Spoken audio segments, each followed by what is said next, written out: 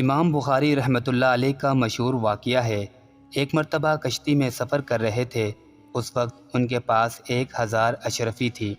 راستے میں ایک بندے نے ان کے ساتھ بات چیت کرنا شروع کر دی۔ باتوں باتوں میں انہوں نے تذکرہ کر دیا کہ میرے پاس اتنی رقم ہے۔ بس ایسے ہی برسبیل تذکرہ بات کر دی۔ وہ کوئی بڑا شاطر انسان تھا۔ تھوڑی دیر کے بعد اس نے شور مچا دیا کہ میرے پاس ایک تھیلی تھی، وہ کسی نے چوری کر لی ہے۔ اس میں میرے 6000 دینار تھے۔ لوگوں نے پوچھا کہ وہ تھیلی کس رنگ کی تھی؟ اس نے کہا وہ اس رنگ کی تھی، کیونکہ اسے پتہ تھا کہ ان کے پاس اس رنگ کی تھیلی میں اتنے 1000 دینار ہیں۔ جب اس نے شور مچایا تو کشتی کے سب لوگ کہنے لگے کہ سب کی تلاشی لو تاکہ پتہ چلے کہ وہ کہاں ہے۔ امام بخاری رحمۃ اللہ علیہ سمجھ گئے۔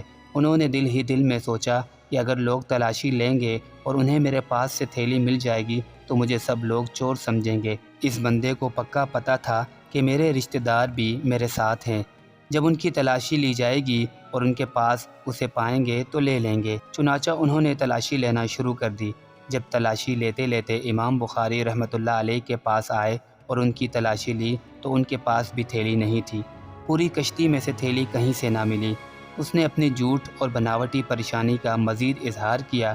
جب کشتی کنارے پر لگی اور امام بخاری رحمۃ اللہ علیہ آگے چلے تو وہ آدمی آپ کے قریب آیا۔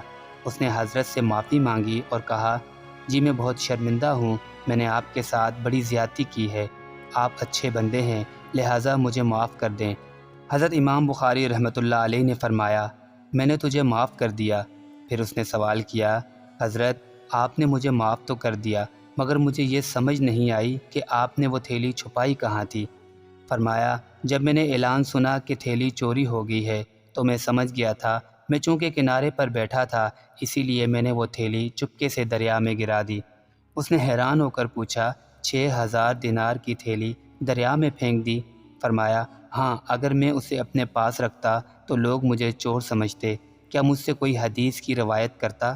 اگر میں ایسا نہ کرتا اور چوری کا الزام مجھ پر ثابت ہو جاتا تو میں حدیث پاک کی روایت سے ہمیشہ کے لیے محروم ہو جاتا۔ میں نے روایت حدیث والی نعمت کو بچانے کی خاطر اس مال کو قربان کر دیا۔